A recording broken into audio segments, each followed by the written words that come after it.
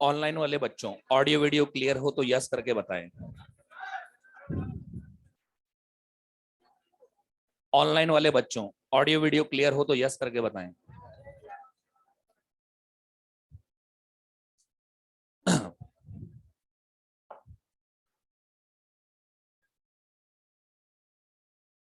ये बैग इधर रख लेना।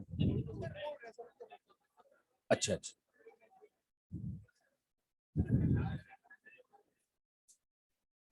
बना ले, थोड़ी सी जगह बना ले, है ना। हाँ, आप सरक जा, थोड़ा सा शिफ्ट हो जा। हाँ जी। तो लास्ट टर्न पे अपने सर्कुलर मोशन की काइनेमेटिक्स चल रही थी, सर्कुलर काइनेमेटिक्स, ठीक है जी। इसके क्वेश्चंस मैंने आपको दिए थे, मैंने कहा था कल आते ही क्लास के अंदर एक साथ डिस्कस कर लेंगे, ठीक है जी। सबसे पहले मॉड्यूल निकालिए। मॉड्यूल में बिगनर बॉक्स 1,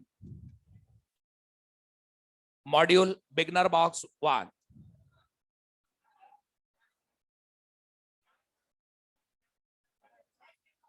टाइम नहीं मिला। हाँ, कल रात को गए और सुबह आ गए। हाँ, ये बात तो समझ में आती है। तो बताइए क्या कर रहे हैं, कंफर्म। चलो आज के लिए मैं आपको रिलैक्सेशन दे देता हूँ, कल आते करें, लेकिन हो जाना चाहिए। क्योंकि देखिए चैप्टर जब चल रहा है, हाथों हाथ कर लो, इससे बड़ी बात और अच्छी बात नहीं हो सकती अपनी, छोड़ रहे ना बात। भाई आपसे शुरू से ही hand to hand question solve कर रहे हैं, तो इसका देखो ना। अब आपका सारे क्वेश्चन किए हुए हैं, तो खाली एक रिवीजन की जरूरत है। क्योंकि मेजर टेस्ट में आपका जो डिफरेंसेस दिए गए हैं डेज के, वो तो 3-3 4-4 दिन के। तो उसमें क्या है, क्लास नोट्स रिवाइज होती, सारी बातें याद हो जाएंगी, क्योंकि हर क्वेश्चन घुमा हुआ है आपकी आंखों के सामने। इसलिए ये फायदा होता है, तो इसलिए करने जरूर है ईमानदारी से, ठीक है ना। ये बात। चलो, तो लास्ट टर्न पे हम बात कर रहे थे सेंट्रीपिटल फोर्स की।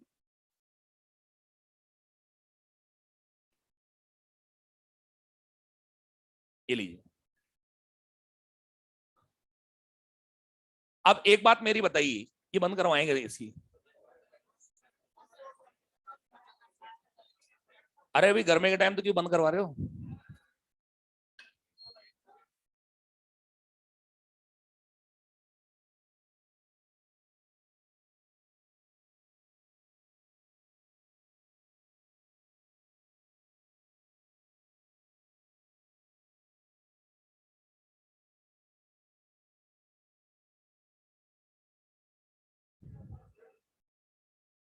अब आप मुझे बताएं, क्या बिना सेंट्रीपिटल फोर्स के सर्कुलर मोशन पॉसिबल है क्या। चल गया चल गया। सब कहना 25 कर देना टेम्परेचर।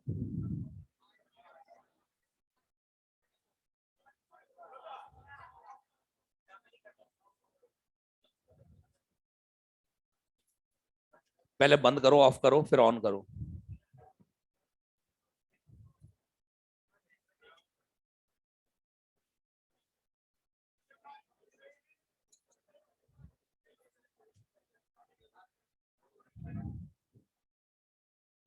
उसको बंद करके वापस चला देना 25 पे।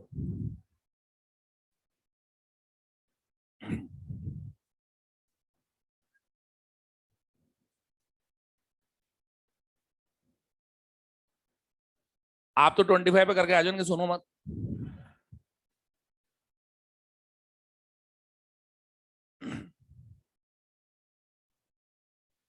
अब इधर देखिए,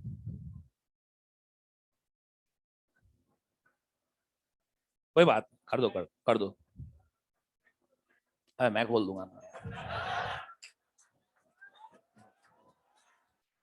चलो इधर देखो, इधर देखिए सामने। देखिए, यहां पर हम सबसे पहले बात कर रहे हैं सर्कुलर मोशन में सेंट्रीपिटल फोर्स का केस चालू हो गया था। सेंट्रीपिटल फोर्स के बिना सर्कुलर मोशन हम इमेजिन भी नहीं कर सकते, क्योंकि पार्टिकल की नेचुरल कोशिश होती है कि वो स्ट्रेट लाइन में चले, मतलब कांस्टेंट वेलोसिटी से चले। बिना फोर्स के ना तो वो स्पीड अप हो सकता, ना स्पीड डाउन, और ना ही डायरेक्शन चेंज कर सकता। जबकि सर्कुलर मोशन में तो कंटिन्यूअसली डायरेक्शन चेंज होती, कॉन्टिन्यूअसली। तो उसके लिए एक ऐसा फोर्स चाहिए जो हमेशा वेलोसिटी के परपेंडिकुलर है, तभी तो ये इसको सर्कल में बना पाएगा। तो ऐसा फोर्स चाहिए जो हमेशा वेलोसिटी के परपेंडिकुलर रहे। तो ये जो फोर्स है इसको कहते हैं सेंट्रीपिटल फोर्स। ये हमेशा वेलोसिटी के परपेंडिकुलर है, इसलिए ये वेलोसिटी की मैग्नीट्यूड को ना बढ़ा सकता ना घटा सकता, ना स्पीड अप कर सकता ना स्पीड डाउन कर सकता, ये केवल डायरेक्शन बदलता। और सेंट्रीपिटल फोर्स सिर्फ एक डिमांड है circular motion. Centripetal force is just demand of circular motion which is provided by other practical forces। अलग अलग केस में अलग अलग प्रैक्टिकल फोर्स डिमांड पूरी करते। अब एक बात और मुझे बताओ, एक पुरानी बात पूछ रहा हूं मैं आपसे, वर्क एनर्जी में पूछा था, work done by centripetal force. अगर सेंट्रीपिटल फोर्स का वर्क 0 है तो no power delivered by centripetal force. ये बात कल लिख ली थी क्या मैंने? लिखो, उसमें ऐड करो। वैसे तो पहले लिखी हुई है लेकिन फिर भी ऐड कर लो।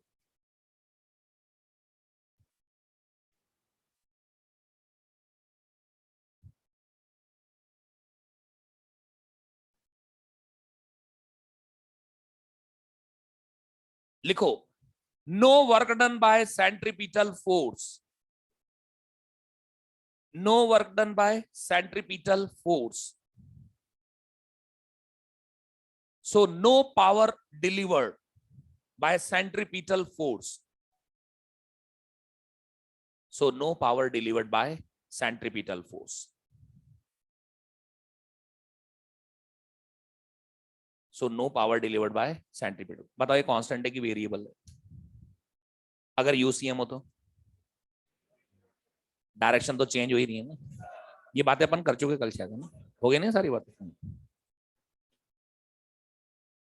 ये बात भी शायद अपन लिख चुके हैं कि net force radially inverts will provide centripetal. आपको हमेशा ये बात बोलनी है जब भी सेंट्रीपिटल का नाम, जब भी सर्कुलर मोशन वर्ड आएगा आपको बोलना पड़ेगा। जैसे देखिए, a stone is tied with a string, तो अब स्टोन पर देखना है, नेट फोर्स रेडियली इनवर्ट्स कौन है? Tension, will provide centripetal. Artificial satellite moving around earth required centripetal force, बोला required centripetal force will provide gravitation.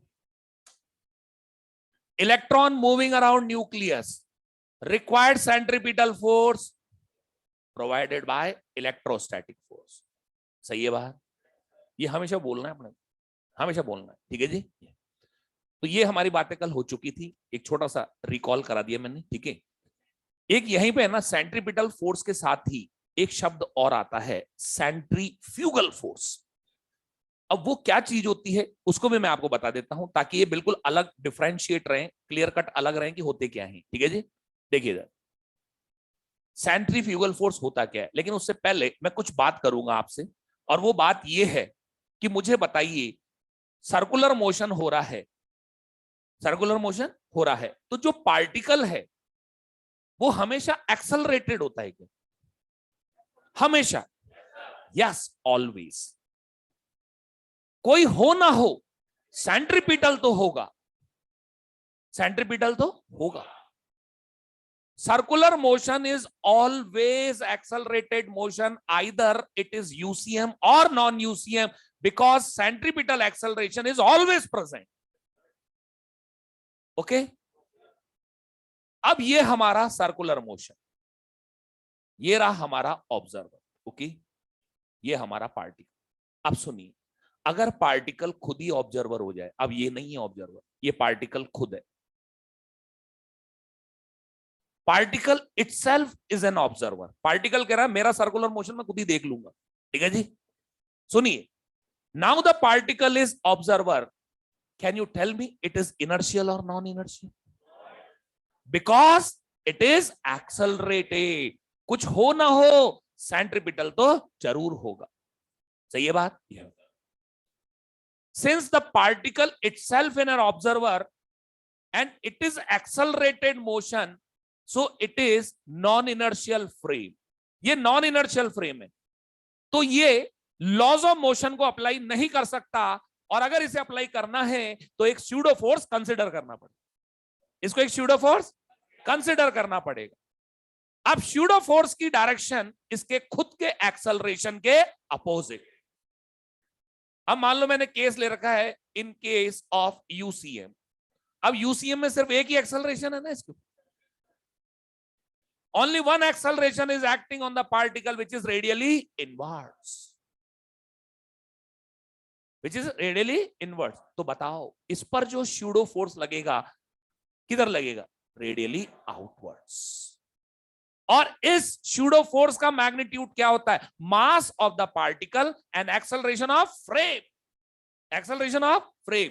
तो बताइए क्या ये बन गया एम ओमेगा स्क्वायर आर और एम वी स्क्वायर बटे आर।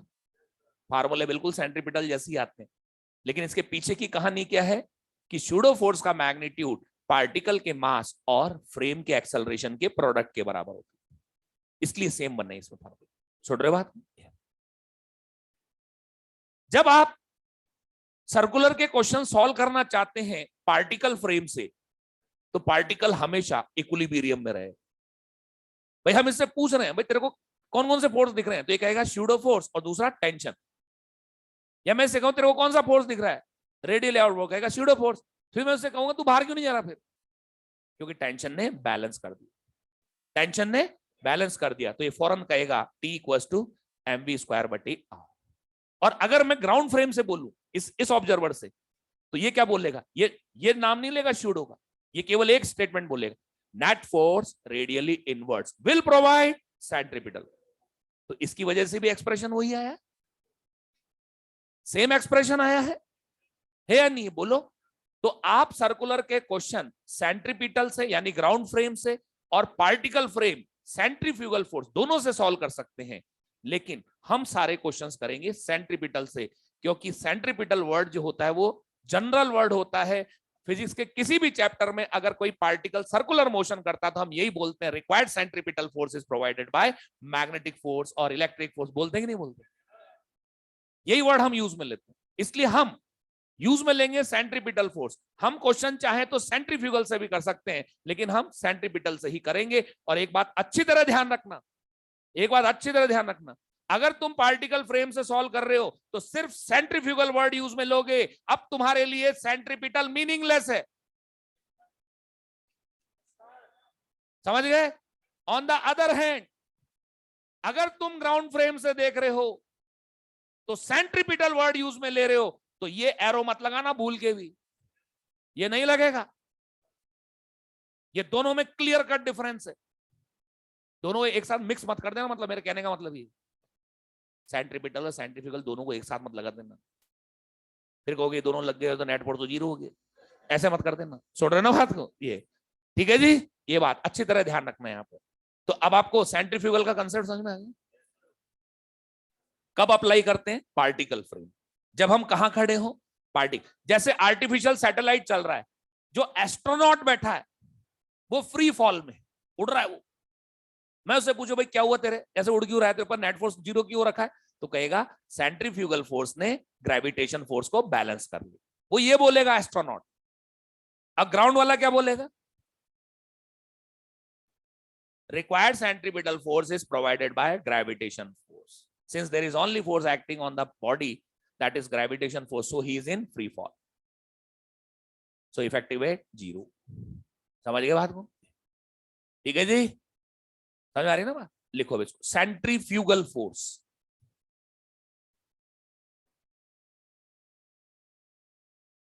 लिखो circular motion is always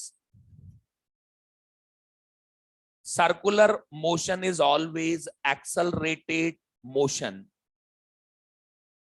circular motion is always accelerated motion, accelerated motion, either UCM or non-UCM, either UCM or non-UCM। अब ब्रैकेट में लिखना AC not equal to 0, AC not equal to 0, ये इसका reason, समझ गए ना। अब लिखो अगली line, if the particle itself is an observer, if the particle itself is in the if the particle itself is an observer, It is non-inertial. It is non-inertial due to accelerated motion. Non-inertial due to accelerated motion. Accelerated motion. Okay. Accelerated motion. फिर आगे लिखो. To apply laws of motion. To apply laws of motion in particle frame. To apply laws of motion in particle frame, we have to consider a pseudo force. We have to consider a pseudo force acting opposite to its acceleration. Acting opposite to its acceleration. It is centrifugal force. It is centrifugal force. It is centrifugal force. Okay. It is centrifugal force. In case of UCM, it is radially outwards. In case of UCM, it is radially outwards. UCM में तो radially outward हो जाता है क्योंकि उस पे एक ही acceleration है, रेडियली इनवर्ड्स. लेकिन जब टेंजेंशियल भी हो तो जो नेट एक्सेलरेशन आता है ना उसके अपोजिट हो. हाँ ये है ना, ये इसके अपोजिट जाए. ठीक है जी. ठीक है. बनाओ डायग्राम. हम क्वेश्चन चाहे तो सेंट्रीफ्यूगल कंसेप्ट से भी कर सकते, पार्टिकल फ्रेम से भी कर सकते हैं, लेकिन हम ग्राउंड फ्रेम से ही करेंगे. लेकिन हम हमेशा ग्राउंड फ्रेम से करेंगे. बिल्कुल बिल्कुल. हमें जमीन से जुड़े रहना होगा और जो जमीन से जुड़ा रहता है वो बहुत आगे जाता है.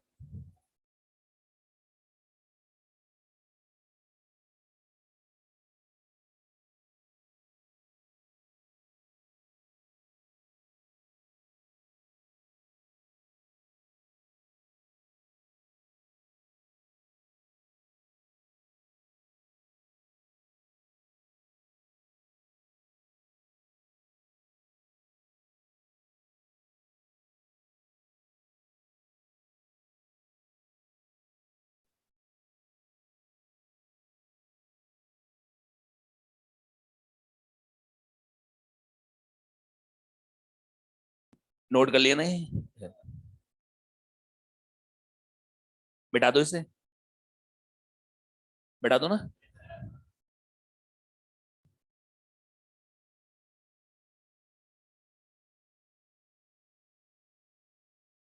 हाँ जी इधर देखो.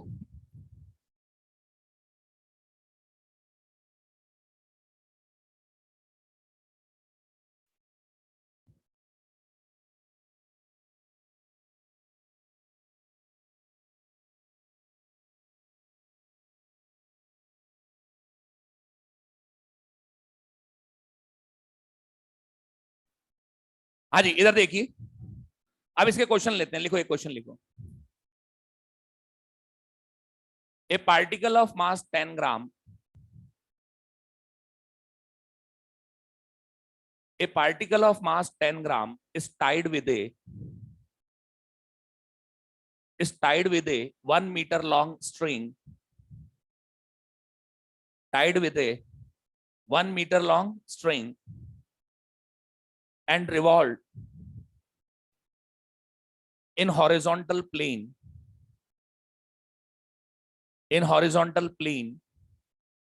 with speed 2 meter per second. 2 meter per second. Find tension in the string.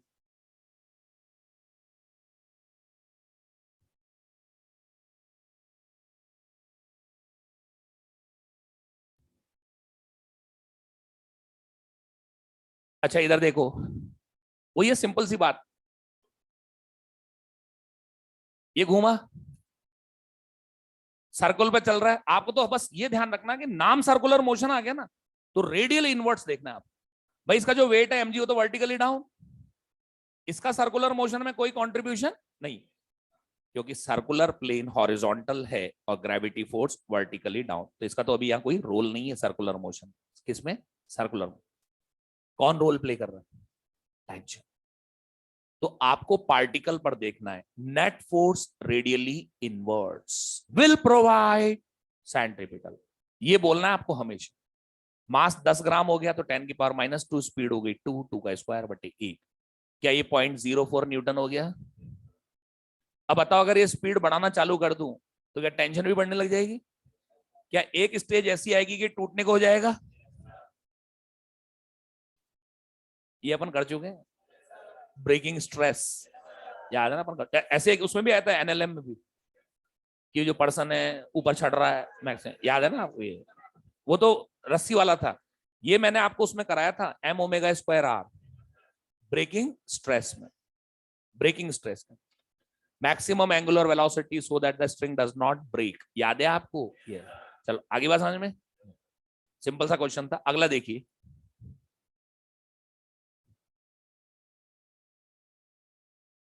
two particles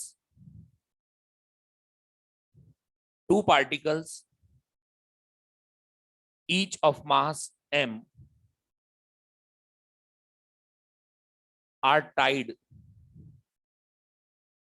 with a string,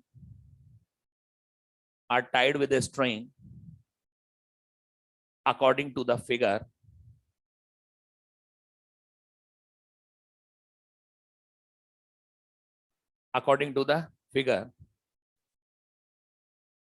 and revolved in horizontal plane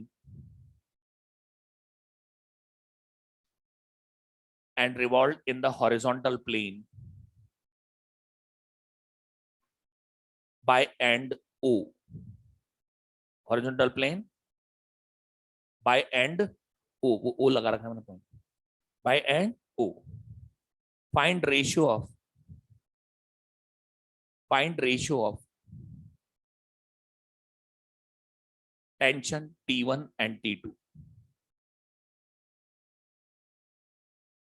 Find ratio of tension T1 and T2.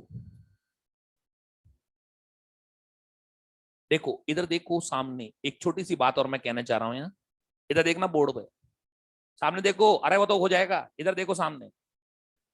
मान लो एक रिजिड बॉडी है, disc है मेरे पास, rigid body उसको कहते हैं जो कि पॉइंट मासेस से मिलकर बनी है, और पॉइंट मासेस के बीच का सेपरेशन कभी चेंज नहीं होता। यानी मैं हूं तो मेरे रेस्पेक्ट में दूसरा पार्टिकल अपनी पोजीशन को चेंज नहीं करेगा, यानी आपस में बहुत रिजिडली बॉन्डेड है, कस के बंधे हुए हैं, ना तो दूर जाएगा, ना पास आएगा, ना आगे जाएगा, ना पीछे जाएगा, हमेशा मेरी पोजीशन पे बना रहेगा। मतलब मेरे रेस्पेक्ट में हमेशा कांस्टेंट पोजीशन पर बना रहेगा, मेरे रेस्पेक्ट में हमेशा एक कांस्टेंट पोजीशन पे बना रहेगा। ये होती है रिजिड बॉडी। तो रिजिड बॉडी का हर पॉइंट मास एक दूसरे के रेस्पेक्ट में फिक्स्ड डिस्टेंस पर होता है, और ये डिस्टेंस कभी चेंज नहीं होती।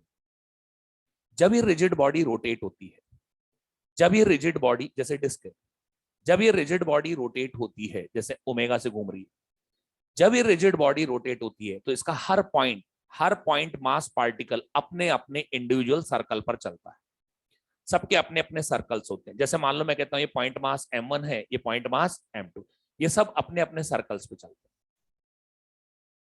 लेकिन इनकी खासियत ये है इस मोशन की कि ये दोनों रिजिडली बंधे हुए हैं एक दूसरे से, रिजिड बॉन्डिंग है। तो ये एक साथ अपनी पोजीशन छोड़ेंगे तो सेम टाइम पर वापस इस पोजीशन पर आएंगे, ये वापस सेम पोजीशन, जैसे एक पार्टिकल यहां है, एक पार्टिकल यहां है, तो सेम टाइम पर पोजीशन छोड़ते हैं और सेम टाइम पर वापस आते हैं। तो मुझे बताओ, सेम टाइम पर पोजीशन छोड़ रहे हैं और सेम टाइम पर वापस आ रहे हैं, तो बताओ दोनों का जो एंगुलर डिस्प्लेसमेंट है वो 2π है, लेकिन इस 2π के लिए टाइम तो सेम है ना, इसलिए इनका ओमेगा सेम होता है। Point 2 भी remember, whenever a rigid body rotates, each and every point have same angular velocity, चाहे वो डिस्क हो, रिंग हो, स्फीयर हो, रॉड हो, कुछ भी हो, whatever. समझे? तो जब कोई रिजिड बॉडी रोटेट होती है तो ध्यान रखें हर पॉइंट का ओमेगा सेम होता है, लेकिन स्पीड अलग होती है। v equals to omega r, तो v प्रोपोर्शनल टू आर। मुझे बताओ, जिसके सर्कल की रेडियस ज्यादा होगी, क्या उसको ट्रेवल डिस्टेंस ज्यादा होगी? अब उसको सेम टाइम में इसी पोजीशन पर वापस आना है, लेकिन डिस्टेंस ज्यादा है तो स्पीड बढ़ा के ही आ सकता है। तो जितना आर ज्यादा होगा स्पीड ज्यादा होगी। ठीक है, अब सुनो, ये सर्कुलर मोशन कर रहे हैं, दोनों की रेडियस अलग अलग है सर्कल्स की, ऑब्वियस सी बात है स्पीड अलग अलग है। तो यहां पर आप सेंट्रीपिटल फोर्स का जो फार्मूला चुने, तो वो चुने जिसमें वेरिएबल कम से कम हो। बताओ, इनका दोनों का ओमेगा सेम होगा कि ओमेगा वाली लगाना इक्वेशन। आगे बात समझ? तो पहले इसको लिखो साइड में, इस पॉइंट को लिखो साइड में। When a rigid body rotates,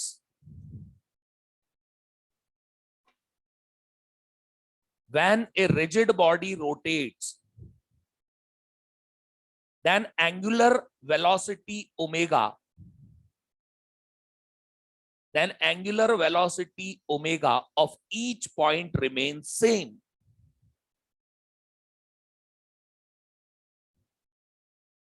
Then angular velocity omega of each point remains same, but speed remains different. Speed remains different. ठीक है, ओके, ध्यान रहेगी नहीं वहां?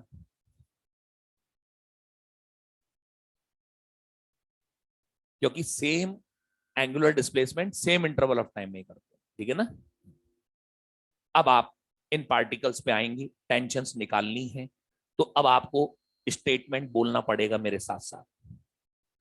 पहले इस आउटर पे आओ। नेट फोर्स रेडियली इनवर्ट्स कितना है?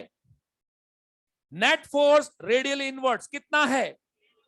प्रैक्टिकल फोर्स देखा करो। Net force radial inwards T2 will provide m omega square 6।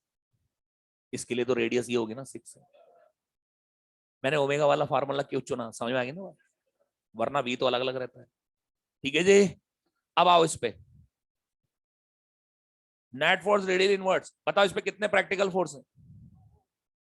T2 की रिएक्शन भी तो आएगी ना इसमें।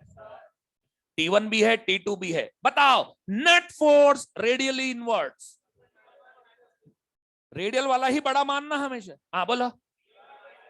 T1 minus T2 will provide centripetal force equals to m omega square into 2।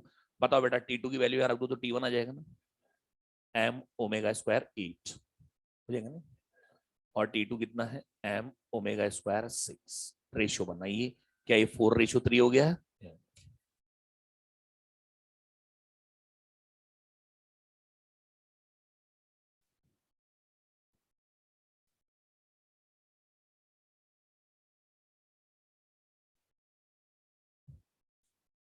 ये स्टेटमेंट बिल्कुल सर्कुलर मोशन देखते ही स्टेटमेंट फील आना चाहिए। अब बताओ, मैंने सारे क्वेश्चन ग्राउंड फ्रेम से करा रहा हूँ। अब तुमसे बोल तो रहा ही नहीं मैं कि मैं ग्राउंड फ्रेम से देख रहा हूँ, मैंने बोला क्या कहीं भी? अगर नहीं बोलते ना बेटा कि कहाँ है ऑब्जर्वर, वो ग्राउंड ही माना जाता है। सुन रहे हो ना? पार्टिकल फ्रेम के लिए अलग स्टेटमेंट आएगा, पार्टिकल फ्रेम, ठीक है ना? अब ये क्वेश्चन तो हो गया, अब एक क्वेश्चन आपको करके दिखाना है, फटाफट आंसर बताइए। सेम वही रस्सी है, 3 पार्टिकल हैं,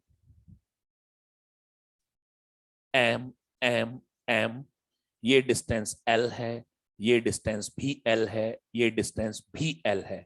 अब टेंशन देख लेना, मैं T1 T2 इधर से लिख रहा हूं, ये T1 है, ये T2 है, ये T3। आपको इन तीनों टेंशंस का रेशियो बताना है। You have to find ratio of these tensions T1 T2 T3। करो, सॉल्व करो।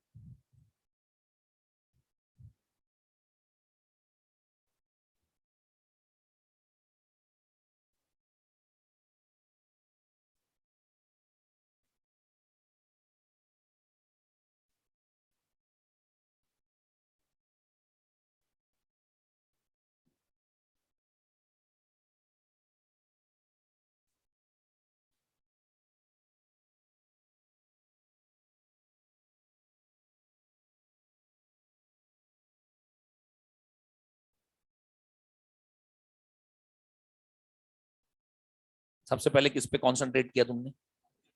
लास्ट वाले पे ना। Net force radially inverts T3 will provide centripetal force m omega square into कितना लिखूं? 3L। अब particle number 2, net force radially inverts कितना? T2 minus T3 will provide centripetal force m omega square into 2L। अब T3 की value यहां रखूं तो T2 कितना हो जाएगा? m ओमेगा स्क्वायर 5 है कि नहीं? अब अंदर ही अंदर वाले पार्टिकल की बात करें। Net force radial inverts T1 minus T2 will provide centripetal. मैं आपसे कह रहा हूं अच्छी तरह ध्यान रखना भैया, जो रेडियली इनवर्ट डायरेक्शन वाला फोर्स है ना उसको बड़ा ही लेना हमेशा। अगर वो बड़ा नहीं होगा तो कैसे बनेगा फिर सर्कल को? सुनो ना, m ओमेगा स्क्वायर L, तो T1 कितना आया? 6L। अब रेशियो बताओ बेटा।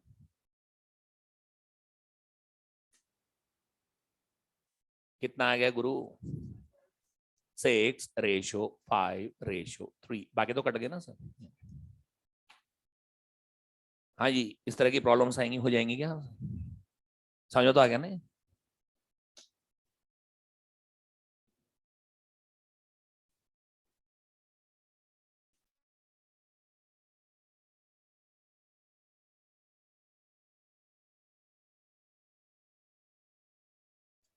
ठीक है जी, ये बात। चलो एक क्वेश्चन लिखो।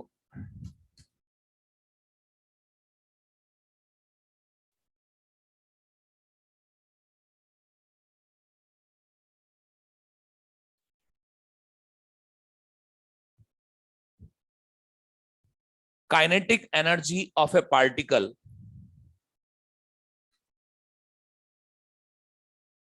Kinetic energy of A particle, kinetic energy of A particle moving on a circle, moving on a circle of radius small r, moving on a circle of radius small r as a function of covered distance s, as a function of covered distance s is given. ये k equals to as square, where a is a constant, where a is a constant, where a is a constant. Find magnitude of, find magnitude of net force, find magnitude of net force acting on the particle, net force acting on the particle. Net force कौन सा force है इसके ऊपर? Centripetal है ना बस, है? Acceleration कौन सा है? सेंट्रीपिटल है ना बस, सेंट्रीपिटल ही है ना। वो दिख नहीं रही क्या काइनेटिक एनर्जी? काइनेटिक एनर्जी क्या होती है? Half m v square. तो वी नहीं बदल रहा क्या? ये वेरिएबल है। अगर काइनेटिक एनर्जी चेंज हो रही है तो स्पीड भी चेंज हो रही है। ऐसा पहचान लिया करो एक नजर में। नहीं पहचान रहे? अब यहां पर देखो, काइनेटिक एनर्जी डिस्टेंस पे डिपेंड कर रहे हैं, मतलब वेरिएबल है, तो डेफिनेटली स्पीड वेरिएबल है, तो टेंजेंशियल एक्सेलरेशन प्रेजेंट होगा। और टेंजेंशियल एक्सेलरेशन प्रेजेंट है तो उसका जुड़वा भाई टेंजेंशियल फोर्स भी प्रेजेंट होगा। इसलिए बेटा नेट फोर्स पूछे ना तो खाली सेंट्रीपिटल बता के मत आ जाना, रिजल्टेंट। समझ गए? समझ गए भैया जी? क्या आप तो यूं करो ना, सीधे मैग्नीट्यूड चाहिए ना, तो आप तो नेट एक्सेलरेशन का मैग्नीट्यूड निकाल लो ना और मास से गुणा कर दो बस। अब निकालो, स्पीड निकालो, स्पीड निकालो, उससे एटी निकालो, फिर एसी निकालो, फिर वेक्टर सम करो और मास से गुणा कर दो। मतलब पुराना क्वेश्चन हो गया कल वाला।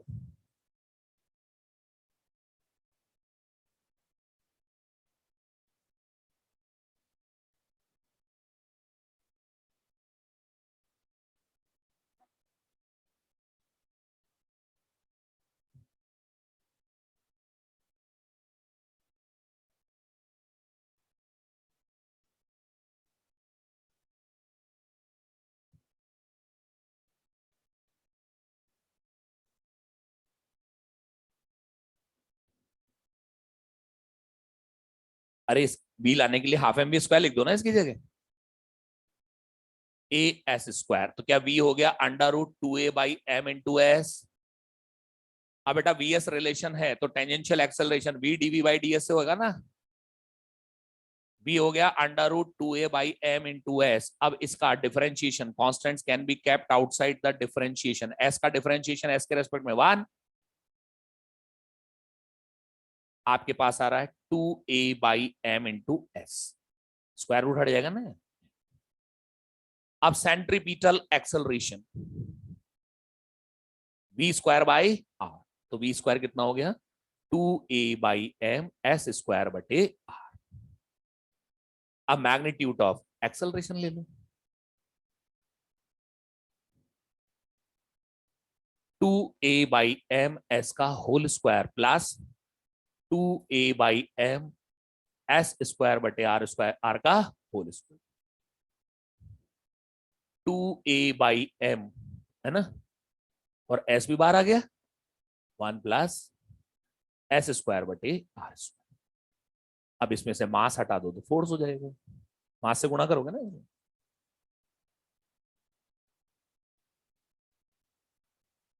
ये लीजिए,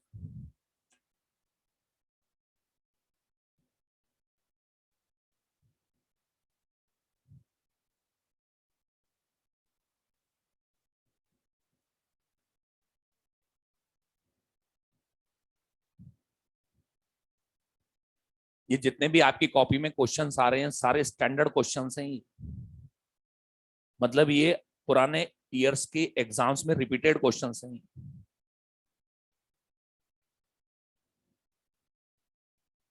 ठीक है, चलो अगला क्वेश्चन लिखो, नोट कर लेगा।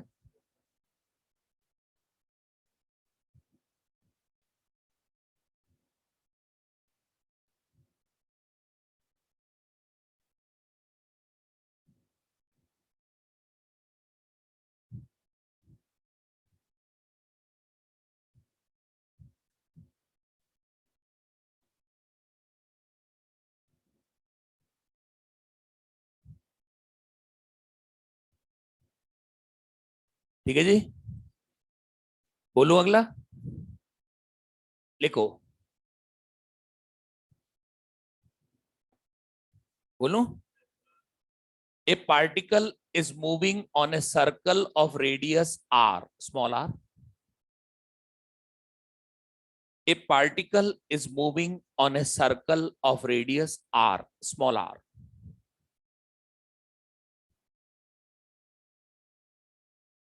Its centripetal acceleration at time t is given. Its centripetal acceleration at time t is given. AC equals to k square r t square. K square r t square, where k is a constant. Where k is a constant. लिखा, find power delivered to the particle. Find power delivered to the particle. कल वाला question नहीं, उससे अलग है ये।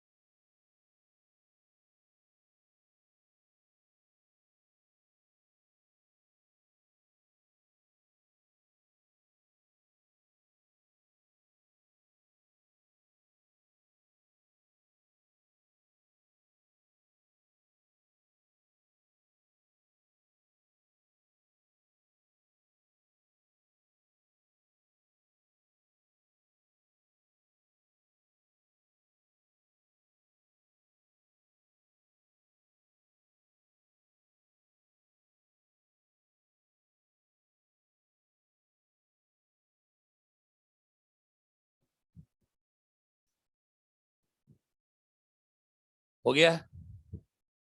कितना आया? ये क्वेश्चन ऐसा कल भी मैंने लिखा था, लेकिन उसमें कुछ और पूछा था मैंने। आज मैंने आपको पावर पूछी है। देखिए, centripetal force no doubt power 0 देता है, लेकिन ये मत भूलना कि जरूरी थोड़ी कि सेंट्रीपिटल फोर्स हो, टेंजेंशियल भी तो हो सकता है ना। तो आप पहले कंफर्म करो कि टेंजेंशियल है या नहीं है, वो तो वैसे ही कंफर्मेशन आ रहा है। सेंट्रीपिटल एक्सेलरेशन अगर टाइम पर डिपेंड कर रहा है, डेफिनेटली स्पीड डिपेंड कर रही होगी, स्पीड वेरी कर रही होगी, तो ये तो है। और इसी के अलोंग है, वेलोसिटी के अलोंग है। तो बताओ पावर क्या हो जाएगी वेलोसिटी के अलोंग है? तो f v cos theta, theta 0 है तो कॉस थीटा की वैल्यू 1। अब आपको चाहिए एफ टी और वी, वो आपको यहां से मिलेगा, जिसका रास्ता कल मैंने दिखा दिया था। क्या v equal to k r t, क्या a t equal to k r, तो f t equal to m k r, बस m k r into k r t. कितना हो जाएगा ये? एम के स्क्वायर आर स्क्वायर टी। ये ध्यान रखना बच्चों, ये एक एक क्वेश्चन का ध्यान रखना, ये सब नपे तुल्य क्वेश्चन नहीं। क्या हुआ?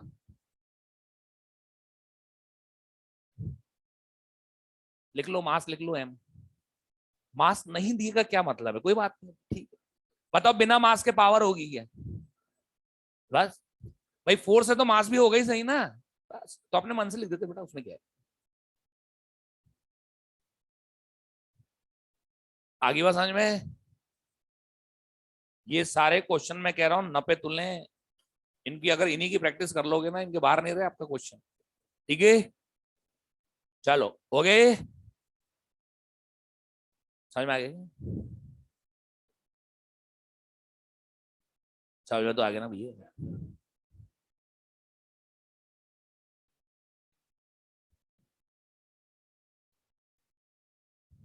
चलो, तो इसलिए हमेशा याद रखना, पावर का नाम आए तो पहले कंफर्म कर लेना एफ टी है या नहीं। वो तो पावर दे सकता है, और अगर एफ टी ना होता तो 0, नो पावर। आपको अगर कहीं से भी पता चल जाए कि स्पीड और ओमेगा कांस्टेंट है, नो पावर। ठीक है, अब यूसीएम और नॉन यूसीएम का बस एक फाइनल चेकलिस्ट, उसके बाद आगे बढ़ेंगे। देखिए इधर, यूसीएम एंड नॉन यूसीएम की एक फाइनल चेकलिस्ट। मुझे बताइए, यूसीएम और नॉन यूसीएम पूरा दारोमदार किस फिजिकल क्वांटिटी पे? बेटा एसी तो दोनों में ही होता है। Eighty, eighty tangential acceleration. अगर टेंजेंशियल एक्सेलरेशन 0 है तो अल्फा 0 है, तो ओमेगा कांस्टेंट। सारा खेल एटी का है, यूसीएम नॉन यूसीएम। एक फाइनल चेकलिस्ट, फिर अपन आगे बढ़ेंगे। देखिए इधर, एटी 0, अल्फा 0, ओमेगा कांस्टेंट। सही है? डायरेक्शन में या मैग्नीट्यूड में? सभी है। यूं थोड़ी पहिया उल्टा घूमने लग जाएगा भाई, पहिया उल्टा घूमेगा जब भी तो इधर होगी ना। यूं चल रहा है तो इधर जाएगा, चल रहा है बस, ठीक। एसी होगा तो नेट एक्सेलरेशन एसी होगा, जो कि रेडियल होगा। एफ टी नहीं होगा, एफ सी होगा, तो नेट फोर्स एफ सी है। No work done, no power delivered. सही है? नॉन यूसीएम बस ये हो जाना चाहिए, एटी आ जाना चाहिए उसमें, है ना। Non UCM a t present, alpha present, omega variable in magnitude. सही है?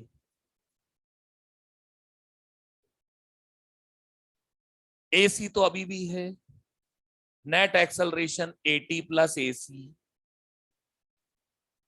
टेंजेंशियल फोर्स प्रेजेंट है, सेंट्रीपिटल फोर्स भी प्रेजेंट है, तो net force f t plus f c. Power, work done, work done, by f t, power delivered by f. ठीक है जी।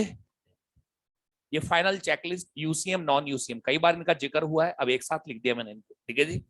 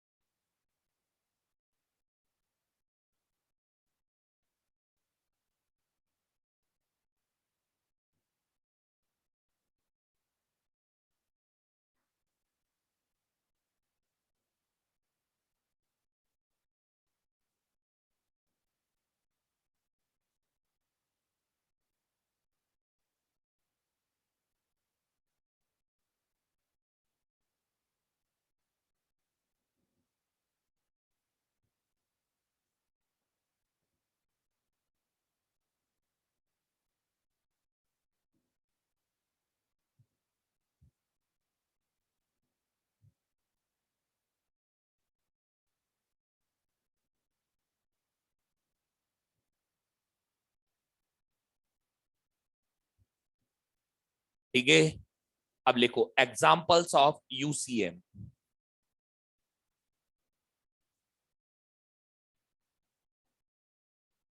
Examples of UCM.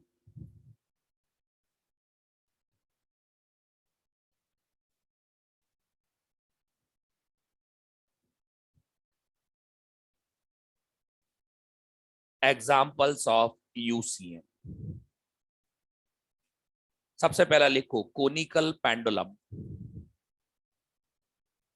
Example number 1, conical pendulum.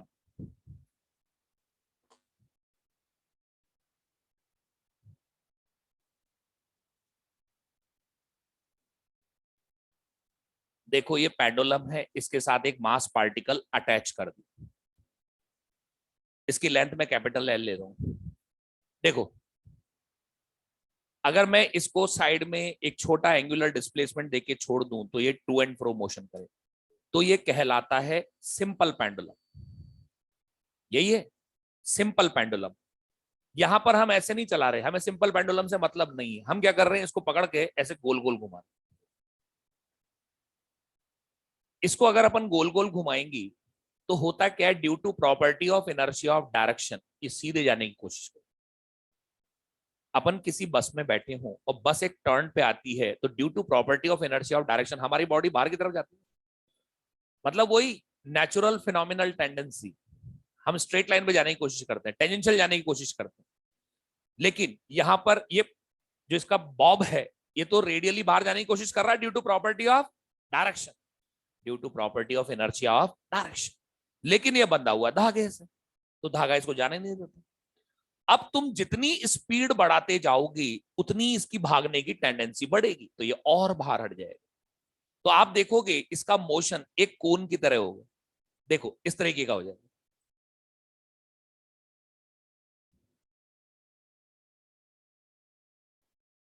ऐसा हो जाएगा और इसका जो प्लेन है सर्कुलर प्लेन वो ऊपर उड़ जाएगा। सही है बात?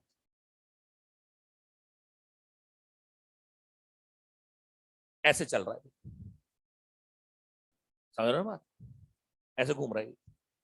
अगर आपने ओमेगा कांस्टेंट बनाया हुआ है तो इसकी स्ट्रिंग वर्टिकल से एक फिक्स एंगल बनाई।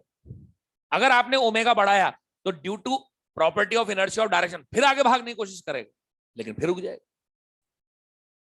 फिर थीटा कांस्टेंट बढ़ के कांस्टेंट हो जाए, तो जितनी स्पीड तुम घुमाओगे उतना ये एंगल बढ़ता जाएगा, है या नहीं बोलो। इसको कहते हैं कोनिकल पेंडुलम, ऐसे चलता रह रहा है, ऐसे घूम रहा है। अब आपसे इसमें टाइम पीरियड पूछेंगे, इस पेंडुलम का टाइम पीरियड बताओ, ठीक है जी। आपने देखे कि झूले वूले होते हैं ना, तो झूले मेले में जाते हैं ना, तो उसमें झूला होता है इस तरह का घूमता है, तो आपने देखा है उसके जिसमें बिठाते हैं वो जिस जो बकेट जैसी होती है उसमें बिठा देते हैं, उसके बाद वो बाहर की तरफ निकलती है, एकदम उसकी जो स्ट्रिंग है एकदम तिरछी हो जाती है, ठीक है, काफी डरावना होता है लेकिन जाते हैं उसमें। हाँ तो जाते हैं ना उसमें, क्या है। तो इसके अंदर ये झूले होते हैं, जैसे मेले वगैरह में जाते हैं तो बैठते हैं लोग बाइक में, तो उसमें देखा होगा आपने कि उसकी स्ट्रिंग रेडियली बाहर की तरफ चली जाती है, ठीक है जी।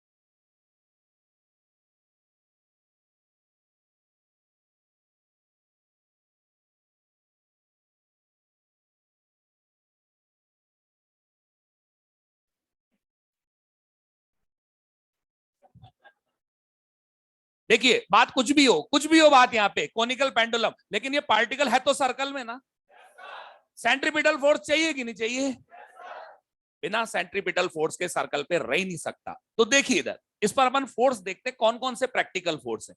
अब ग्रेविटी फोर्स तो वर्टिकली डाउन हो गया, इसका सर्कुलर प्लेन हॉरिजॉन्टल है, ध्यान रखिए यूसीएम के सारे केसेस आपके हॉरिजॉन्टल सर्कल के होंगे, हॉरिजॉन्टल सर्कल, इसमें ग्रेविटी अपना कोई रोल प्ले ही नहीं कर पाती क्योंकि तो वर्टिकली डाउन रह जाए।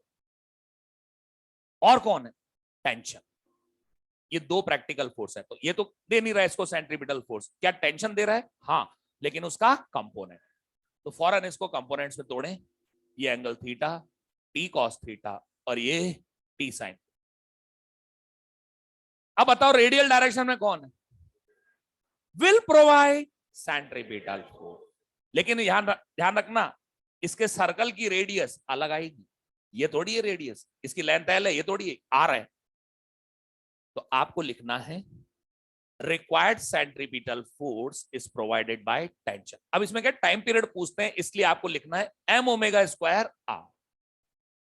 अब इन क्वेश्चंस में तो खाली पेंडुलम की लेंथ देते हैं, रेडियस थोड़ी देते हैं सर्कल की, तो हमें इसको हटाना पड़ेगा। क्या आपको एक राइट एंगल ट्रायंगल दिख रहा है, ये परपेंडिकुलर, ये हाइपोटेनियस, तो क्या मैं लिख सकता हूं sine theta equal to r बटे एल, आर हो गया एल साइन थीटा, ये उठा के मैं यहां लिख, t sine theta m omega square l sine, ये बन गया t equal to m omega square L.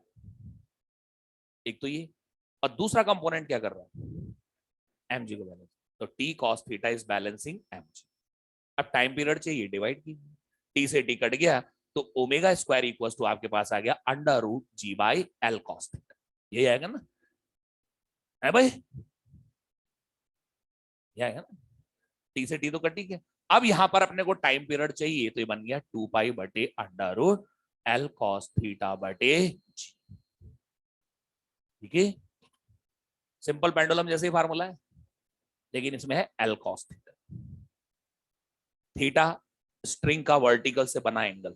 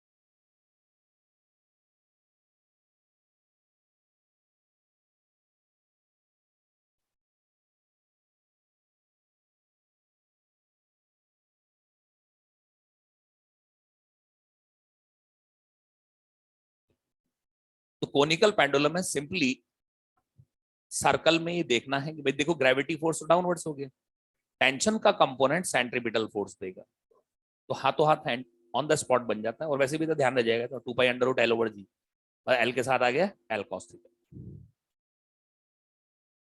ठीक है, सेम ये कंडीशन होती है जब किसी कार की सीलिंग से पेंडुलम लटकाया हुआ हो और वो किसी सर्कुलर ट्रैक पे है, तो बताओ किधर जाएगा? Radially outwards. और उसमें भी अगर ओमेगा कांस्टेंट हो ना, यही फार्मूला बनेगा।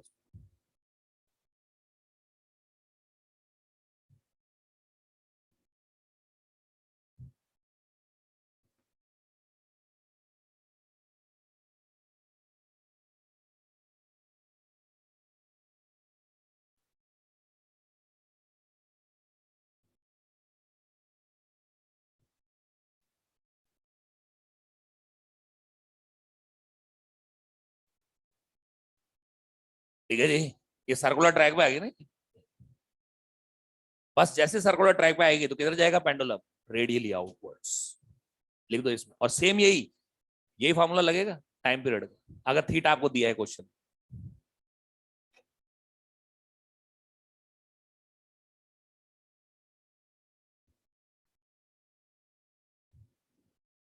ठीक है, तो pendulum in the ceiling of car moves radially outwards. ये आउटवर्ड क्यों जा रहा है? Inertia of direction.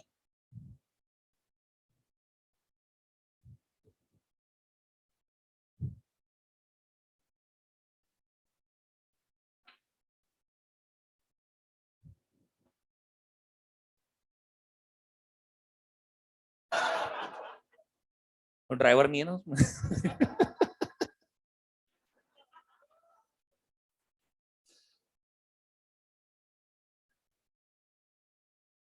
हम्म,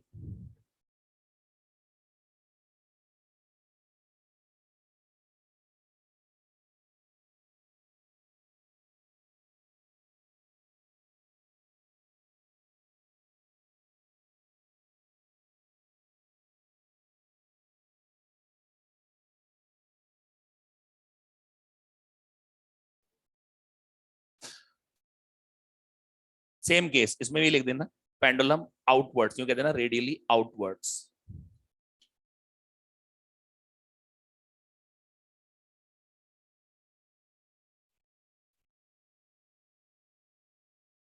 एक पर्सन ऐसे प्लेटफॉर्म पे खड़ा है पेंडुलम लेके, तो इसमें भी पेंडुलम बाहर जाएगा ना ऐसे रेडियली। सेम मिलते जुलते केस होते हैं सब। ठीक है ना?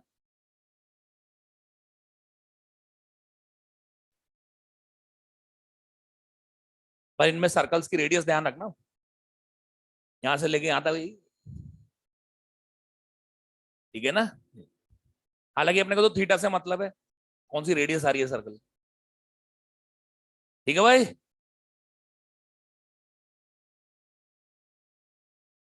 यूसीएम के केसेस चल रहे हैं, कोनिकल पेंडुलम का हो गया हमारा, पहचान लोगे इन केसेस को। अब अगला केस ले रहे हैं, इसको एक क्वेश्चन की फॉर्मेट में ले रहे हैं।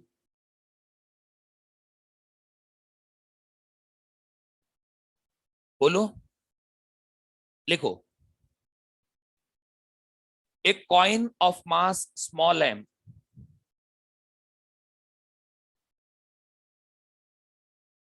a coin of mass small m is placed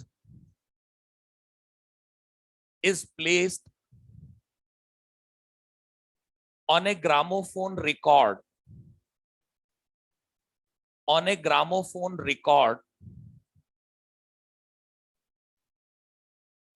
at a distance small r from axis of rotation,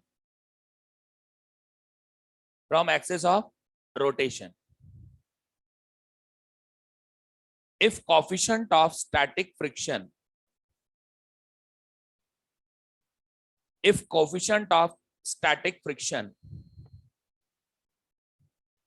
is mu s, find the condition for which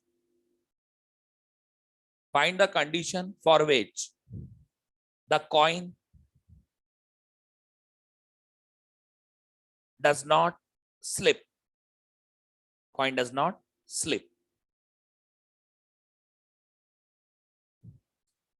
gramophone record है ना, पहले गाने सुनते थे लोग, मतलब म्यूजिक। एक ब्लैक कलर की डिस्क होती थी जिसको एक रोटेटिंग प्लेटफॉर्म पे रख देते, फिर उसके ऊपर एक सेंसर लगा के गाने सुनते रहते। तो मतलब बेसिकली अपना मतलब ये है, ग्रामोफोन रिकॉर्ड बोलने का पर्पस ये है कि घूमती हुई डिस्क है, बस रोटेटिंग डिस्क, इससे ज्यादा कुछ नहीं अपने लिए। एक डिस्क है जो रोटेट हो रही है। इधर देखो, सामने देखिए,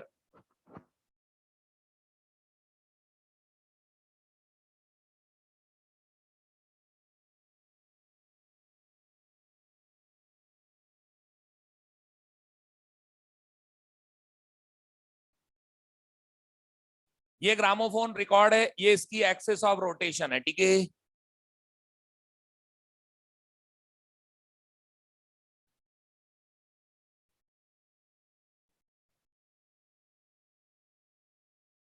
ठीक है, अब इससे स्मॉल आर डिस्टेंस पे कॉइन रखा हुआ है।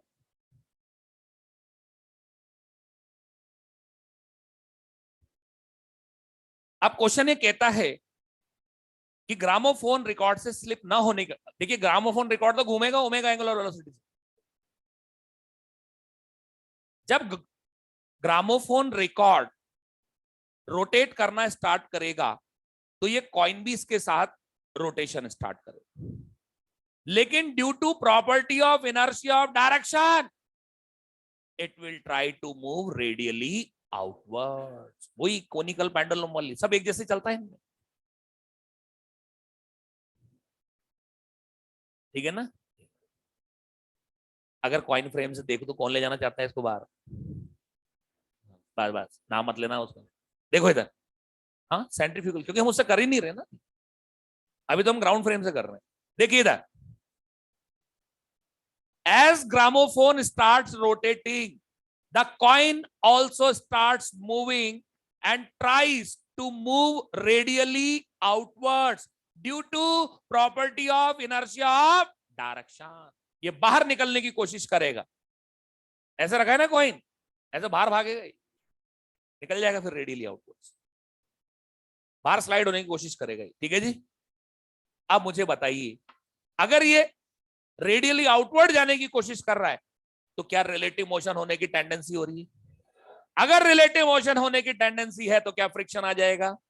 और अगर मोशन नहीं हुआ है रिलेटिव, स्टैटिक, कौन सा होगा ये बताओ? किधर होगी डायरेक्शन, किधर होगी? क्योंकि ये बाहर जाना चाहता है, कॉइन बाहर जाना चाहता है, तो इसके मोशन को रोकने के लिए ये अंदर की तरफ होगा। सही है बाहर, ठीक है। अब ये अपने सर्कल पे चल पड़ा और स्टैटिक फ्रिक्शन इसको चला रहा है। तो मुझे बताओ, अभी यहां पर अगर ये कॉइन स्लिप नहीं हुआ, ग्रामोफोन रिकॉर्ड के साथ चल रहा है जी। तो आप मुझे बताएंगे अगर कॉइन चल रहा है तो अपने सर्कल पे चल रहा है, सर्कुलर मोशन कर रहा है, तो इसको सेंट्रीपिटल फोर्स दे कौन रहा है? Friction. The required centripetal force is provided by friction to coin. अरे रिकॉर्ड को तो उसकी मोटर चला रही है, अभी अपन यहां बात कर। रिक्वायर्ड सेंट्रीपिटल फोर्स कौन दे रहा है इसको? फ्रिक्शन। अब सुनो, हमने ओमेगा को बढ़ाया, ओमेगा को बढ़ाया तो यहां पर इसके भागने की टेंडेंसी ज्यादा हो जाएगी। तो बताओ क्या स्टैटिक फ्रिक्शन भी अपनी वैल्यू को बढ़ा लेगा और इसको नेसेसरी सेंट्रीपिटल फोर्स दे देगा। Static friction force is a self adjustable force, so it increases its value as omega increases, but up to a limit. अगर मान लो घूमते घूमते घूमते घूमते इतना ओमेगा हो गया कि requirement of centripetal force is not provided by limiting, तो ये कॉइन क्या होगा? फिसल जाए। अब अपने दिमाग में कंडीशन क्या आनी चाहिए फॉर नॉट स्लिपिंग? बताइए बात। फॉर नॉट स्लिपिंग कंडीशन बताओ।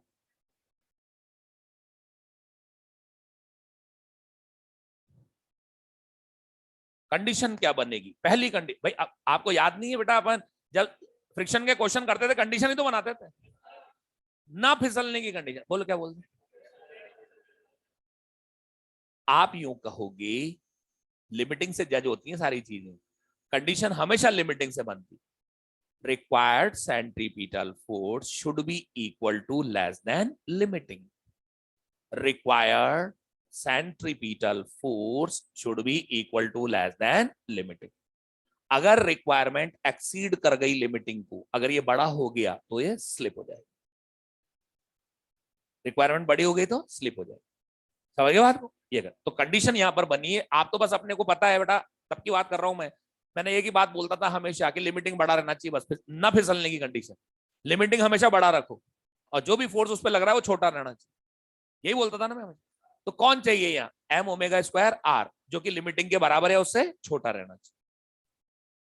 ठीक है, अब इसमें है ना, ये तो कंडीशन बन गई। थोड़ा सॉल्व कर देता हूं। M omega square r mu s और एम जी हो जाएगा ना, ये म्यू एस एन। ठीक है, अब यहां पर क्या है बेटा, दो क्वेश्चन बनते हैं, दो तरह के। यहां दो क्वेश्चन बनेंगे, वो डिपेंड करता है क्वेश्चन पूछ क्या रहा है। तो एक तो इसमें ये होता है r constant and omega variable, मतलब इसको आर डिस्टेंस पे रख दिया, अब ओमेगा बढ़ा रहे हैं। फिर कहेंगे maximum omega up to which coin does not slip. Maximum word जब आ जाए, भाई ये कम है ना, यहाँ बड़ा होगी बड़ा होगी बड़ा होगी, एक स्टेज ऐसे आएंगे बराबर हो जाएंगे, बस अब और नहीं। सही है बात? तो मैक्सिमम वर्ड अगर यूज में ले लिया तो बस इक्वल साइन आ जाए, अब इससे ज्यादा नहीं होना। ठीक है जी, तो आपके पास आया maximum omega under root mu s g बटे। ये कब है? जब आर कांस्टेंट हो ओमेगा। अब ये कैसे पहचानोगे? What is the value of, what is the maximum value of omega so that the coin does not slip. इसका मतलब ओमेगा वेरिएबल। इसका मतलब एक कंडीशन ये होती है ओमेगा कांस्टेंट रख देते हैं बट आर वेरिएबल। और बेटा ये दोनों कंसेप्ट के क्वेश्चन नीट में आ चुके हैं आपको, और रिपीट हो जाए इसमें कोई आश्चर्य नहीं। छोड़ रहे बात, ये स्टैंडर्ड क्वेश्चन है। अब इसमें क्या हो रहा है देखो, ग्रामोफोन रिकॉर्ड की तो एंगुलर फ्रीक्वेंसी कांस्टेंट हो, यानी ओमेगा तो कांस्टेंट हो गया। अब क्या कहेंगे, पहले कॉइन को यहां रखा, ये तो घूम रहा है, कॉइन को दूर करेंगे। अब बताओ कॉइन अगर दूर रखोगे तो आर बढ़ गया ना, तो रिक्वायर्ड सेंट्रीपिटल फोर्स भी तो बढ़ गया, लेकिन अभी फिसल नहीं रहा क्योंकि ये लिमिटिंग से छोटा है। आर बढ़ाती बढ़ाती बढ़ाती एक स्टेज ऐसी आ जाएगी कि दोनों बराबर।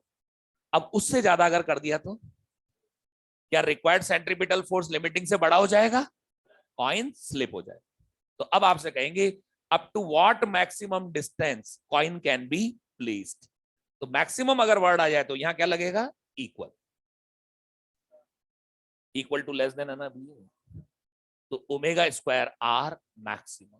भाई बढ़ रही है ना वैल्यू, आर को बढ़ा रहे हो बढ़ रहा है, जैसे बराबर हुआ बस ये maximum equals to mu s g. तो r maximum is equal to mu s g बटे ओमेगा सी। तो ये क्वेश्चन पे डिपेंड करेगा कि कौन सी कंडीशन। भाई मेन कंडीशन तो ये है, आपको तो दिमाग में ये रखना है, बाकी तो ऑन द स्पॉट आ जाते हैं सर, ये कोई फार्मूला थोड़ी रटने के हैं। आपको तो ऑन द स्पॉट ये दिमाग में रखना है कि फिसलना नहीं चाहिए, तो लिमिटिंग हमेशा बढ़ा रखना है। लिमिटिंग अगर हमेशा बड़ा है या बराबर है तो ये नहीं फिसलेगा। भाई ये दिमाग में रखो ना, छोटी सी बात, लिमिटिंग डोमिनेटेड रहना चाहिए।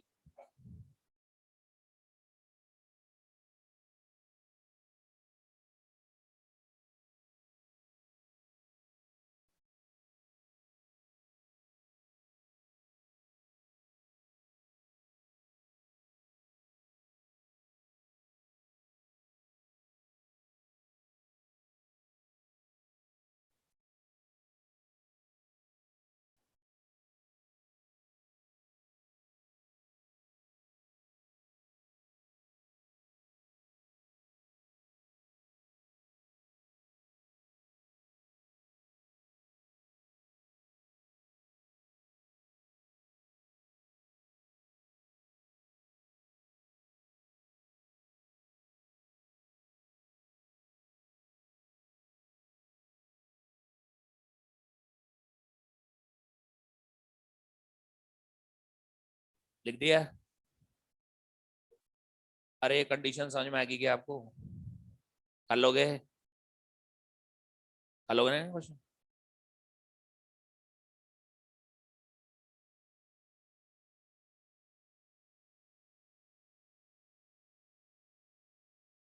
तो इसमें या तो ओमेगा चेंज कर देते हैं या आर चेंज कर देते हैं, अकॉर्डिंगली देख लेना। आपके नीट में ना दोनों ही आ गई।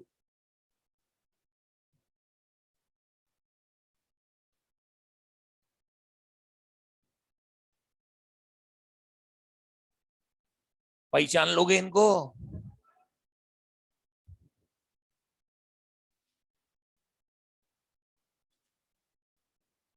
तो रिक्वायर्ड सेंट्रीपिटल फोर्स कौन प्रोवाइड कर रहा है? फ्रिक्शन। बस ये है कि रिक्वायर्ड सेंट्रीपिटल फोर्स लिमिटिंग को एक्सीड नहीं करे, बस लिमिटिंग हमेशा डोमिनेट रहे, तो ये फिसलेगा नहीं। हो गया भाई? आ गया समझ में? अब इसी से मिलता जुलता एक क्वेश्चन और लेंगे अभी हम। ये भी आता है एग्जाम में और आपके नीट में आ भी चुका है।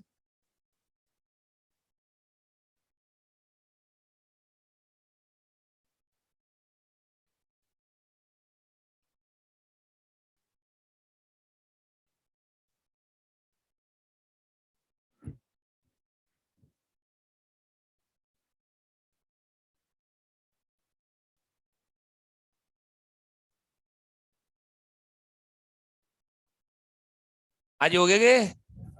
अब इधर देखो सामने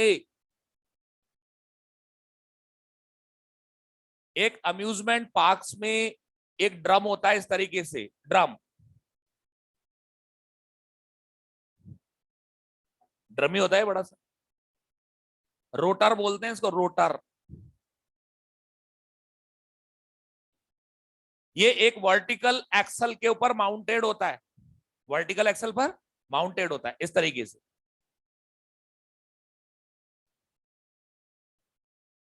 अब इसमें एक छोटी सी विंडो होती है, उसके थ्रू पर्सन को अंदर भेज देते हैं जिसने टिकट लिया हुआ है, ठीक है जी।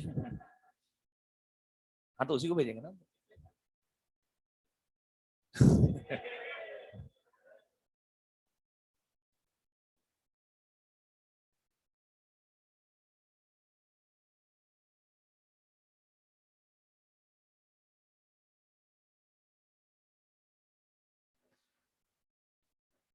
अब इसमें होता क्या है कि पर्सन को अंदर ले जाके विंडो में, और उसको विंडो को बंद कर देते हैं, अंदर खड़ा हो जाता है, ठीक है, और उसको दीवार के सहारे खड़ा कर देते हैं। अब ये रोटर ओन एक्सिस पर रोटेशन चालू करता है, अब ये घूमता है। तो होता ये है कि जो भी अंदर है, पर्सन है या कोई ब्लॉक रखा हुआ है, तो वो due to property of inertia of direction radially बाहर जाने की कोशिश करता है। तो रेडियली जब बाहर जाता है तो जो वॉल है उसके साथ स्टिक हो जाता है, वॉल के साथ चिपक जाता है। ठीक है, फिर ओमेगा को और बढ़ाते हैं तो और ज्यादा स्टिक हो जाता है, क्योंकि property of inertia of direction बढ़ती जा रही है और स्टिक हो जाता है। फिर उसके बाद थोड़ी देर में इसके नीचे का जो फ्लोर है उसको डाउन कर देते हैं। अब वो आदमी बिल्कुल हवा में उसके पैर, लेकिन वो गिर नहीं रहा नीचे, नहीं गिर रहा। अब क्यों नहीं गिर रहा? देखिए इधर ये ब्लॉक यहां लगाया हुआ है, इधर देखो ये ब्लॉक यहां लगा है, एम मास का ब्लॉक है। बताओ नीचे गिराने वाला फोर्स कौन है? अगर एम जी नीचे लगा हुआ है तो ये गिर क्यों नहीं रहा? इसका मतलब ऊपर कोई फोर्स है। ब्लॉक और दीवार में रिलेटिव मोशन होने को है, तो यहां आ जाता है फ्रिक्शन। अब नो रिलेटिव स्लाइडिंग में क्या लिमिटिंग डोमिनेट होना चाहिए? आप कंडीशन क्या बोलोगे? mg should be equal to or less than limiting। ये कर दिया हमने fl को डोमिनेट, सही है ना? फिसलने में लिमिटिंग हमेशा डोमिनेट रहना चाहिए। ठीक है जी, ये बात। अब ये नीचे नहीं गिरेगा अगर ये कंडीशन है। If weight of the block is equal to less than limiting it will not fall. अब आगे बढ़े, m g equal to less than, क्या ये म्यू एस एन हो जाएगा? अब एन किधर है? एन दीवार, due to property of direction of inertia बाहर जाना चाहता है, दीवार पे फोर्स लगाएगा तो दीवार इसको नॉर्मल देगी। अब बताइए क्या नॉर्मल रेडियली इनवर्ट्स है? इट विल प्रोवाइड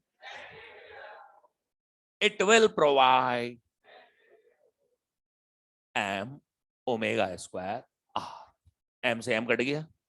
अब इसमें ओमेगा के लिए कंडीशन बनाते हैं, ओमेगा के लिए जी बटे mu s r should be equal to less than omega square. यानी इसकी एंगुलर वेलोसिटी, इसकी जो एंगुलर वेलोसिटी है वो अंडर रूट जी बटे म्यू एस आर से हमेशा क्या रहनी चाहिए? डोमिनेट रहनी चाहिए। इसे हमेशा क्या रहनी चाहिए? डोमिनेट रहनी। अब एक बात बताओ मुझे, ये सारी वैल्यूज तो हो गई कांस्टेंट, ये है वेरिएबल। अब अगर मैं मोटर को धीरे धीरे कंट्रोल्ड मैनर में एंगुलर स्पीड कम करना चालू करो तो क्या इसके गिरने की पॉसिबिलिटी बढ़ने लगेगी? बढ़ने लगेगी, बढ़ने लग, ओमेगा कम होता जा रहा है, कम होता जा रहा है। बोलो, एक स्टेज ऐसी आएगी कि ये बराबर हो जाए। अब आप देखा कम करते हुए लाए, तो हम मैक्सिमम वर्ड यूज में ले या मिनिमम? मिनिमम। तो मिनिमम ओमेगा कितना हो कि ये गिरे ना block? Minimum omega so that the block does not fall. इसमें मिनिमम वर्ड यूज में आएगा, मैक्सिमम तो चिपका रहेगा कुछ भी, मिनिमम वर्ड यूज में आएगा। तो omega minimum equals to under root g upon mu s r. मतलब यहां पर देखो बच्चों, फार्मूले बन रहे हैं, रटना एक नहीं, स्टार्टिंग कंडीशन से होती।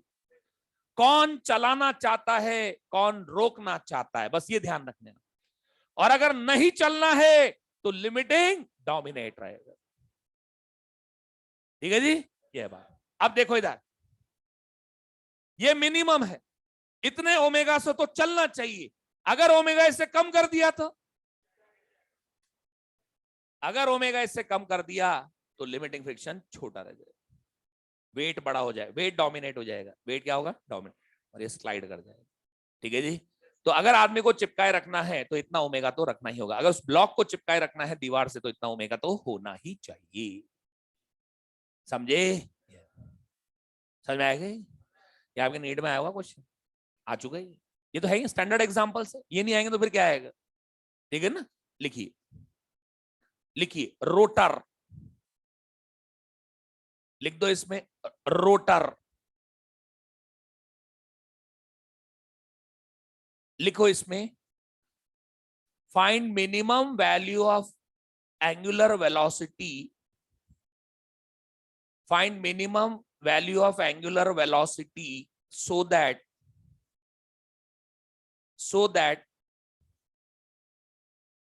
the block does not slide down. Block does not slide down.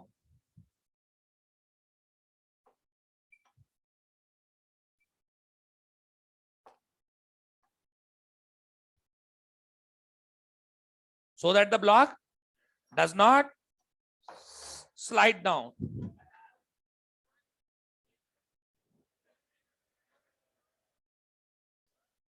ठीक है, coefficient of static friction mu s, coefficient of static friction mu s.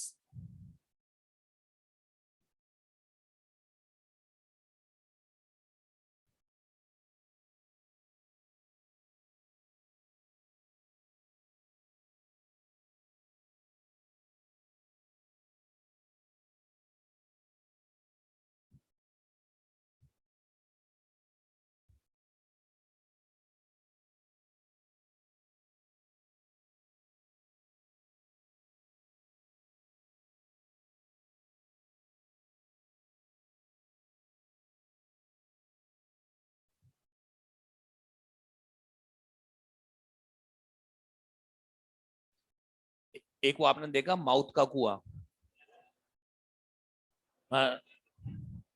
Death well, मेलो में आता है ना डेथ वेल, उसका भी यही कंसेप्ट है। उसमें ये होता है कि ये रोटर चलता नहीं है, मतलब ये ड्रम चलता नहीं है, इसमें पर्सन चलता है बाइक के ऊपर, देखा होगा ना आपने। अब इसका जो वेट है mg नीचे गिरना चाहता है ना, तो रोकता कौन है? फ्रिक्शन। हालांकि उसमें इसको थोड़ी और सेफ्टी देने के लिए टैपर्ड कर देते हैं, इसको टैपर्ड होता है थोड़ा सा, तो नॉर्मल का भी एक कंपोनेंट आ जाता है। ठीक है जी, ऐसे टैपर्ड कर देते हैं। तो इसमें लिख देना same condition for death well, same condition for death well. वो देखोगे ना मौत के कुएं में गोल गोल घूमते हैं, कारें भी घूमती हैं, फिर वो हाथ हटा लेते हैं बाइक पे से, है ना। फिर जो है, हाँ, ऊपर तक आते हैं ना, लोग बहुत खुश होते हैं, वो हाथ नहीं वैसे ले जाते। हाँ बिल्कुल। लोग ऐसे, मतलब उसमें होता ठीक है, खुश होके पैसे इनाम जो होता है ना, वो प्राइज वगैरह देने की कोशिश करते हैं, तो वो आते हैं ऊपर लेने के लिए। समझ रहे बात, देखा होगा उसमें कार वाला भी वो दरवाजा ही खोल देता है, नहीं खोलता है।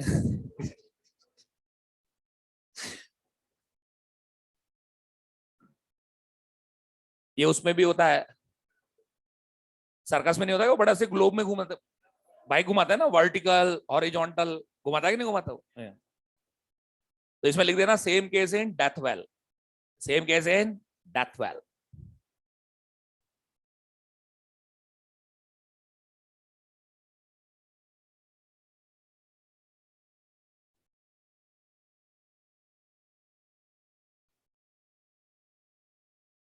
हो गया? अरे समझ में आ गया कि ये केस समझ में तो आ रहा है ना। नेक्स्ट लिखो, क्या हुआ? क्लास कितने बजे की है आपने? कमाल कर रहे हो। लिखो अगला केस लिखो, आपका अभी एक एक मिनट कीमती है, आपको पता नहीं। लिखो क्वेश्चन, लिखो अगला।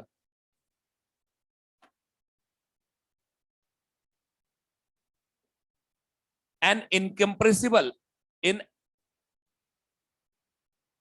An incompressible liquid of mass capital M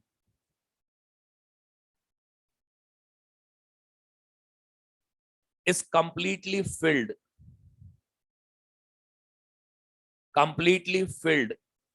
in a tube of length capital L,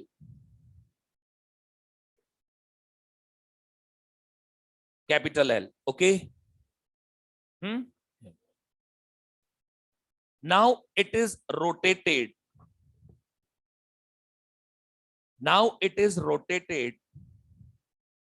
in horizontal plane.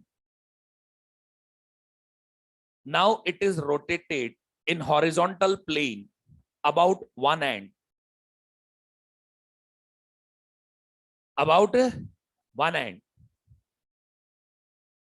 Find about one end with angular velocity omega,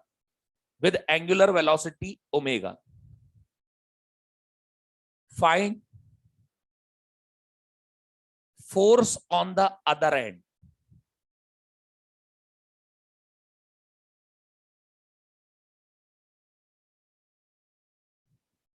ये भी एक स्टैंडर्ड एग्जांपल है।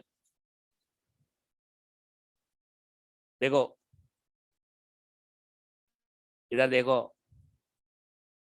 जैसे भरी हुई ट्यूब ऐसे घुमा रहे हैं ना इसको ओमेगा से।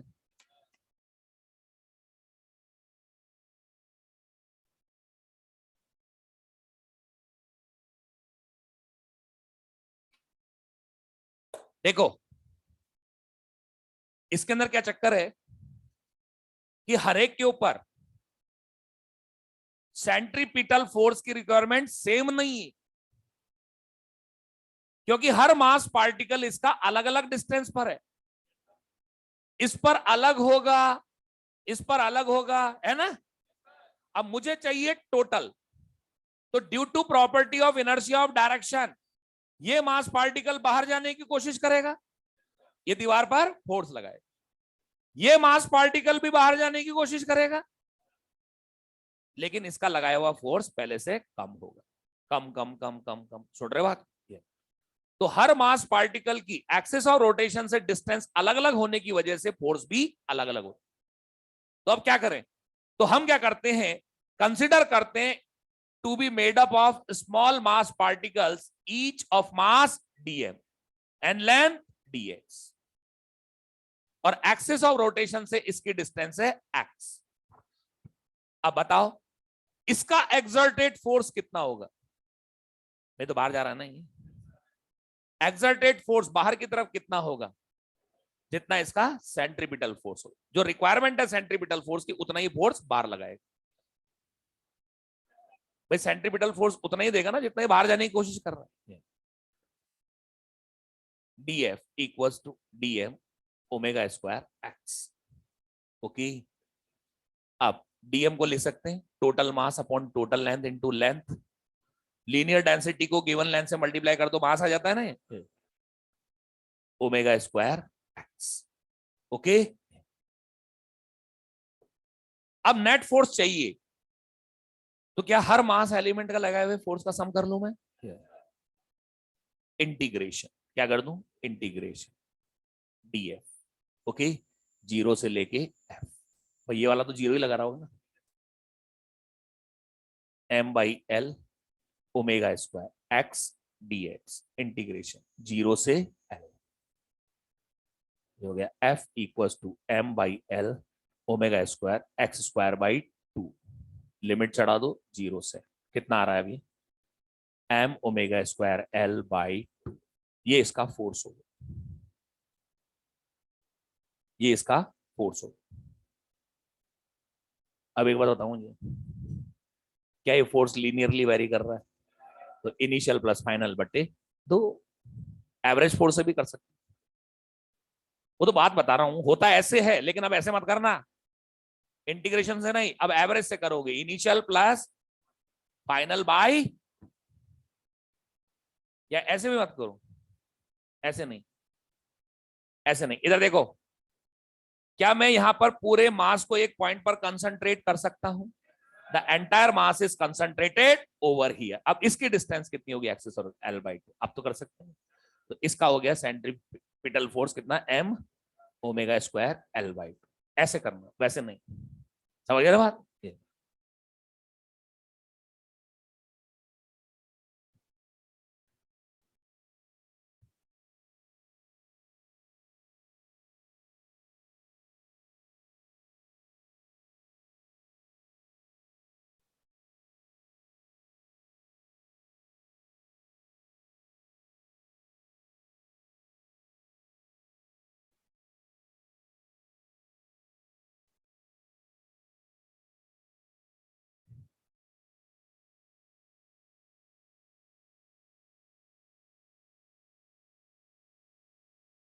आपकी तो ये क्लास और होगी अभी तो।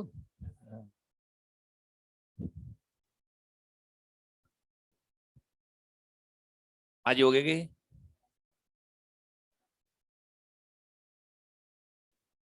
समझ में आ गई क्या बात है। अब ऐसे कर लेना आप डायरेक्ट, पूरे लिक्विड के मास को सेंटर ऑफ मास पे कंसंट्रेट करके सीधे m omega square l by two. यू मान के चलना, वो एक पॉइंट मास रखा है जो एक्सेस और रोटेशन से कितनी डिस्टेंस पर है, एल बाई टू। ठीक है ना।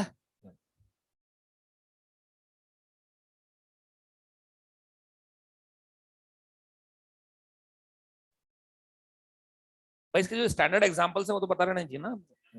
लिखो एक क्वेश्चन और लिखो, छोटा सा क्वेश्चन, फिर बाकी बात कल करेंगे। कल तो अपने circular motion and vertical plane चलेंगे, ठीक है जी। लिखो, a block of mass small m, a block of mass small m, a block of mass small m is tied to a spring, is tied to a spring of spring constant k, is tied to a spring of spring constant k, natural length l small l, natural length l small l, and the other end of the spring, and the other end of the spring is fixed at O, is fixed at O.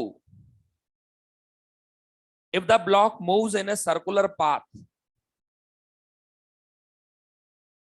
if the block moves in a circular path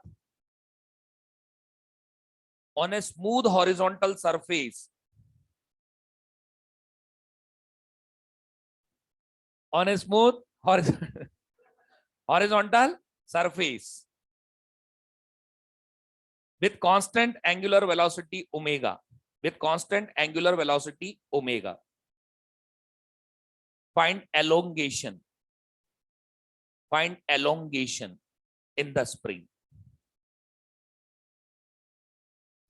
elongation in the spring. अब सोच के लगाओ दिमाग।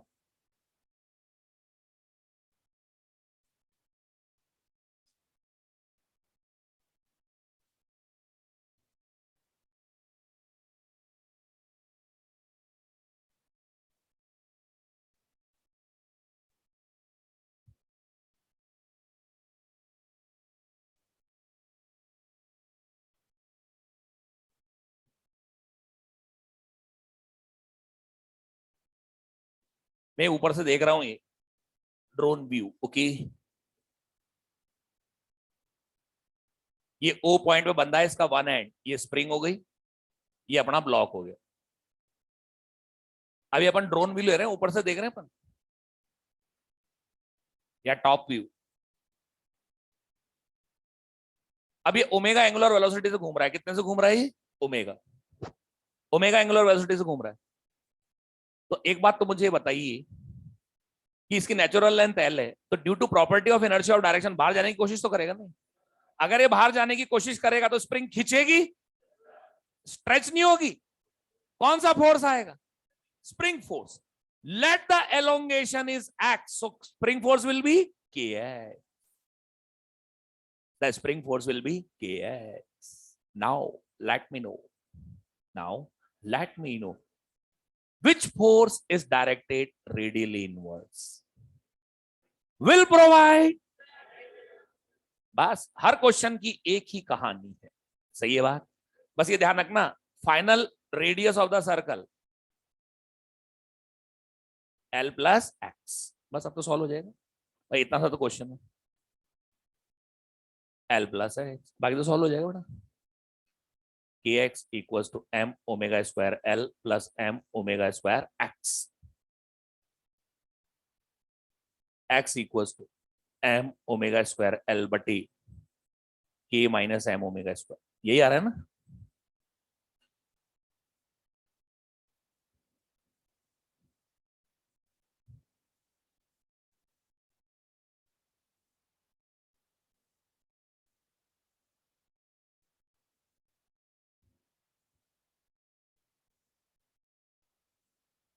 कल अपने इसमें पहले वो केस लेंगे, बैंकिंग होती है ना, बैंकिंग, और कल बैंकिंग के केस, और फिर उसके बाद सर्कुलर मोशन इन वर्टिकल। ये अपने सर्कुलर मोशन का आखिरी है। ठीक है जी, ठीक है। अब आप क्वेश्चन करो इनके धमाधम। अब मुझे एक बार बताओ, आप इसके थ्योरेटिकल क्वेश्चंस को इनको देख रहे होंगे तो फटाक लगे से फील आता होगा ना, आराम से लगते होंगे ना क्वेश्चन। एक एक पॉइंट को अगर आपने देख लिया ढंग से, बड़े आराम से लगेंगे बच्चों। और जरूर प्रैक्टिस रखो, अभी टॉपिक चल रहा है तो साथ के साथ क्वेश्चन करो, बात के चक्कर में मत रहना। मॉड्यूल में अब जो है बिगनर बॉक्स 2 का पहला क्वेश्चन, बिगनर बॉक्स 2 का पहला क्वेश्चन है ना। एक मैं आपसे एक बात कहना चाह रहा हूं, आप पेज नंबर 117 पर बिगनर बॉक्स 1 है, पेज नंबर 117 पर बिगनर बॉक्स 1 है। इसमें 8 क्वेश्चन है, ये रोटेशनल का बिगनर बॉक्स है। सारे क्वेश्चन कर लेना, सारे, मैं कह रहा हूं ना सारे करना। ये रोटेशनल में दे रखा है, वही है काइनेमेटिक्स, चिंता मत करो। अब अपने पास फर्स्ट एक्सरसाइज है। फर्स्ट एक्सरसाइज में आप क्वेश्चन नंबर 1 से लेके 46 तक सारे, 46 तक सारे है ना, 41 तक सारे, 41। बस अब तो बैंकिंग है इसके अंदर ना, बस कल ही हो गए थे वो तो। इसमें तो एक्चुअली जो भी है हो जाएगा ना, कर ले। सेकंड एक्सरसाइज के अंदर क्वेश्चन नंबर 1 4 15